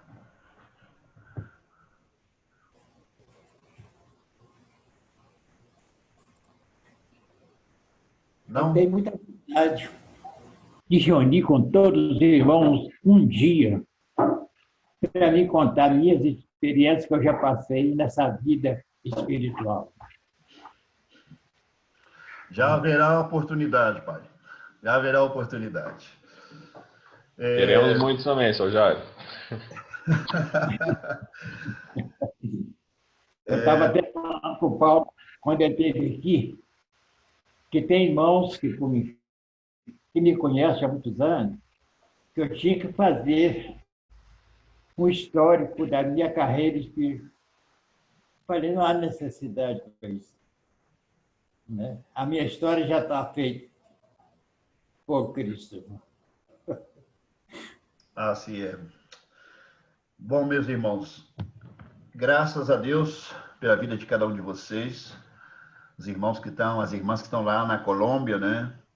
O Pedro e a Ana aí em Araraquara, meu pai aí em Ouro Preto, outros estão no Chile, alguns dos irmãos aqui Marcos e Petra em São Paulo, né? E uns poucos irmãos aqui de Uberlândia estão conectados, mas vocês já sabem por quê. Eu já falei com vocês que o estudo que eu estou dando já foi dado a eles, por isso alguns igual quiseram repetir o prato, né? Que estamos aqui a ver onde é que estão. Priscila, né, e o Renato que estão aí, eles conectam, mas já tiveram parte já do estudo anteriormente. Eu acho que são eles maiormente. Daniela também. Mas que bom que vocês, apesar da distância, nós podemos seguir estudando esse livro. E terminando, ou antes de terminar esse livro, vamos depois disso fazer uma pequena pausa e depois vamos retomar outra sequência de estudos outra vez, tá bom? Mas ainda falta 2 capítulos ainda. E temos várias reuniões ainda pela frente. Mas o livro esse é muito interessante. Ok, Pedro, eu vou pedir para você se você pode terminar esse tempo para encerrar a nossa reunião, por favor. E se todos se sintam depois abraçados pelo Senhor e também por mim, ok? São muito amados. Muito amados. Pedro, por favor. Senhor Deus, obrigado, Pai, por mais esse tempo que a gente pode escutar a sua palavra, Deus, aprender, Deus, que de fato a gente possa discernir isso, Deus, encarnar isso nas nossas vidas, Pai, que a gente possa ver uma vida que seja conforme a sua vontade, seja conforme o seu querer, o seu direcionamento, Deus, que a gente não seja impelido a fazer a nossa própria vontade, nem fazer os nossos achismos, Deus, mas que a gente faça aquilo que o Senhor quer e aquilo que o Senhor demanda que a gente faça, Deus. Em nome de Jesus, não deixe a gente viver por nós mesmos, Pai. Nos puxa de volta para o caminho. Quando a gente pensar em se desviar, Deus nos arrasta de volta. Deus, não nos deixe desviar nem para a esquerda, nem para a direita, mas que a gente ande, Pai, segundo a Tua vontade, segundo o Teu querer, Pai, em direção ao alvo que é Cristo, Deus.